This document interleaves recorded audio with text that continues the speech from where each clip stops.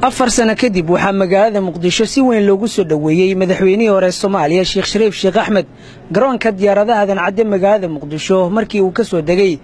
ayaa waxaa soo dhaweyntiisa qayb ka ahaa mas'uuliyiin ka tirsan dawladda federaalka ee Soomaaliya isugu jiray xildhibaano saraakiil ciidan iyo mas'uuliyiin kale iyo mas'uuliyiin hore xilal uga soo qabtay dalka siyaasiyiin aqoon-yahano waxgarad iyo dadweyne aad u fara badan Sheekh Shariif Sheekh Axmed ayaa ku soo dhaxlugeeyay boqolaal dadweynaha oo safnaa hareeraha wadooyinka waxana uu gacan qaaday qaar ka mid ah dadweynahaasi waxana ay wateen boorar iyo fanaanado ay ku dhaganaayeen sawiradiisa soo dhaweynta Sheekh Shariif Sheekh Axmed waxa sidoo kale qayb ka ah kooxda barbaarta gaashaaman oo halkaasi ku soo bandhigay suugaan ay ku muujinayeen sida ay ula dhacsan yihiin in markale dalka uu dib ugu soo laabto guriga uu ka degay magaalada Muqdisho albaabkiisa hore ayaa waxa uu kula hadlay boqolaal dadweyne ah oo halkaasi isugu soo baxay waa mahadsantihiin soo dhaweynta guddiga qabanqaabada ciidamada amniga bulshada qaybaheeda kala duwan ee u soo baxday soo dhaweynta aad iyo aad u mahadsantihiin farxad weyn inta maanta inaan idinla joogo oo dib u soo laabto dhowr sano kadib waxaan idinkaga mahadcelinayaa waqtiga aad bixiseen qorraxda iyo boorka iyo socodka aad iyo aad ugu mahadsantihiin maadaama waqti badan la taagnaay mar raba inaan idinku dheereeyo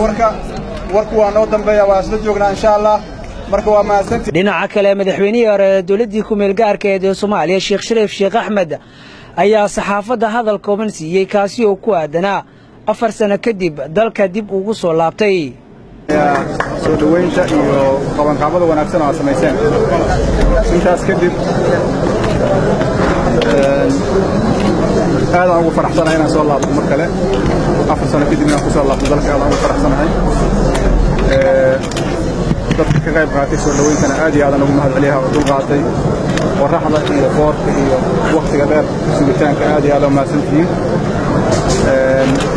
intaas kadib waxaan u maleynaa inaan ku ballanno warkeena inaan dib u dhiganno oo aanan iska boobboobin marka